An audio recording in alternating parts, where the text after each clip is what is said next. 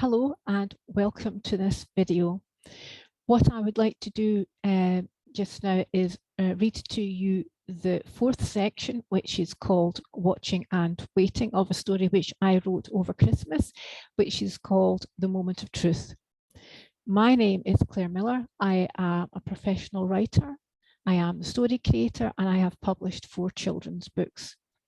My story, The Moment of Truth, is all about Jenny and Tom, and here is the blurb for my story. Jenny reads a message which sends her out into space, needing to be alone. Tom rescues her when her spacesuit starts to lose oxygen. Darkness stops her desperate attempts to get away from him. Back on Earth, she needs to decide if she wants to live.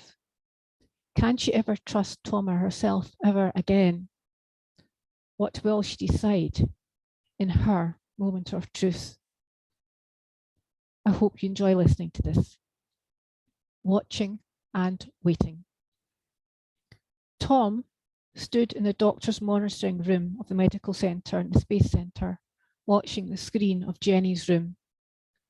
He saw her curl onto her side and heard her pain as she burst into tears. He longed to go and comfort her, but the doctor had said under no circumstances was he to go near her. Jenny had to want to see him, not to be faced with seeing him in her room and having to decide how to react. He couldn't help thinking about what could have been.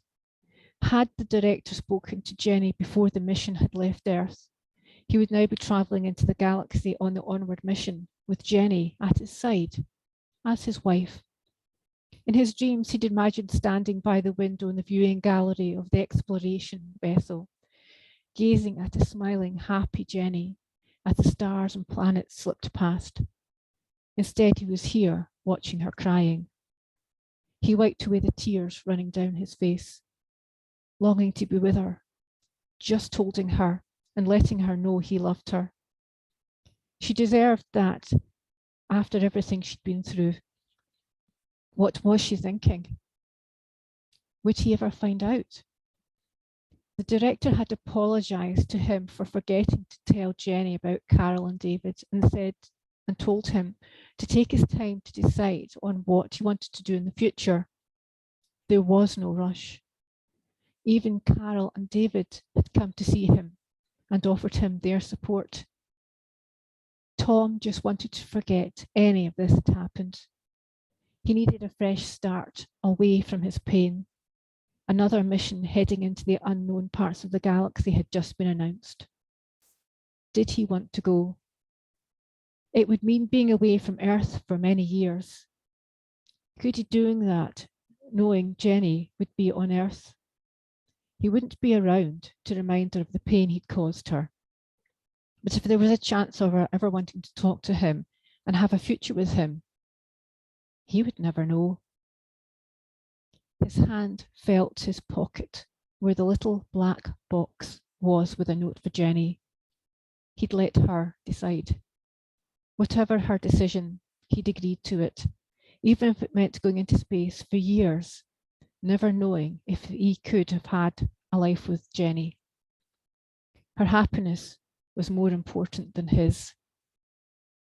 The door to the room clicked open. The director and doctor walked in. Tom focused on them, wiping fresh tears off his face. He took the black box and note out of his pocket and gave it to the director. Tom wanted Jenny to have the ring, even if they weren't getting married. It belonged to her.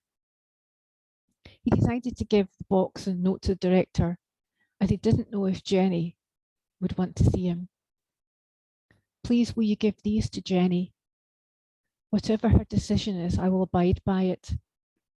Tell her I will always love her, no matter what she decides. All I want is her happiness. I've told her I want a place in the next deep space mission. I'm prepared to go if this means she'll never have to face seeing me again. The silence in the room was punctuated by Jenny's anguished sobs. Tom wiped his face again. Have you asked her? The director said. I did, and she said yes. We were going to ask the commander to marry us at the final operations meeting of the onward journey. I'd never seen her look so happy. Jenny's cries got louder. Tom couldn't bear it. He had to leave the room. He rushed past the director and the doctor. Doctor, stop Tom, the director said. Tom felt his arm being held. He came to a halt. He turned to see a determined look on the director's face and a concerned expression on the doctor's face. Doctor, what treatment would you recommend for Tom? To be removed from the active duty list until he's mentally competent. At the moment, he's compromised. I agree. Until I say so, Tom is not to be considered for any further missions. Tom tried to pull away from the doctor's grip, her fingers tightening around his arm. You have to let me go, he pleaded. I caused all this to happen. My message, not telling Jenny about the damaged spacesuit, keeping secrets from her. I need to be so far away from her, she forgets about me. I'm the one who failed to talk to Jenny, the director said, and you know the faulty door lock on the compartment where the damaged spacesuit was kept meant she put on the wrong suit. I've also viewed the footage the commander sent to you of Jenny going from the control room to the spacesuit area. She was clearly very upset and not paying attention to her surroundings. You have nothing to blame yourself for. I'm grateful you rescued Jenny and you're both back here on Earth. I won't risk losing you in space because you've given up. You will wait here whilst I talk to Jenny. Tom watched helpless as the director strode past him and out through the door of the room. He turned his back to the screen. It was too hard to watch Jenny suffer. The doctor kept a tight grip on his arm. And that's the end of section number 4. I hope you've really enjoyed listening to that. If you'd like to know more about any of my books, then my website is www.clairemillerauthor.co.uk. And lastly, what I'd like to say is thank you. Thank you very much for watching this video.